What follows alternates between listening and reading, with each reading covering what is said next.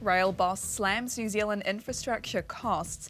Last-minute agreement extends the ceasefire between Israel and Hamas, and more Kiwis falling behind on their mortgage payments.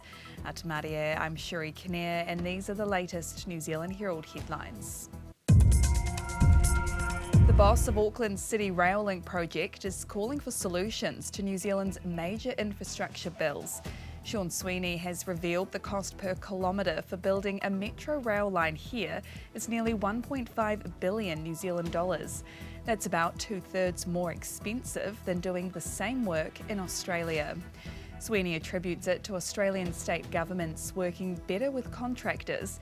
He says they build up expectations for operation, which companies have an incentive to uphold, so they win future contracts. Israel and Hamas have struck a last-minute agreement to extend its ceasefire into a 7th day. The Israeli Defence Force says the extension will allow mediators to continue the process of releasing hostages. The confirmation came just minutes before the ceasefire was due to expire. Mark Regev, a senior advisor to the Israeli Prime Minister, says his government's position is crystal clear. It's their call. We agreed to this special humanitarian pause precisely to get our hostages out. Hamas has more Israeli hostages. I think the total number of hostages they have is 159. Keep releasing them and the pause continues. The number of Kiwis behind on their mortgages has spiked back up again. Centrix data shows in October there are more than 19,000 mortgage accounts past due, up 25% year on year. It comes as the Reserve Bank forecasts rates would need to stay higher for longer, and cuts to the OCR could now only be on the table from mid-2025. Meanwhile, demand for credit cards rose 11.8% year on year. Buy now, pay later and personal loan demand all went up in November.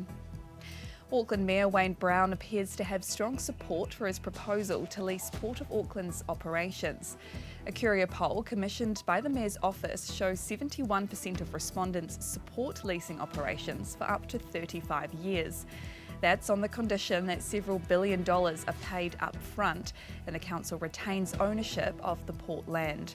Most people also support selling Auckland Council's remaining Auckland Airport shares.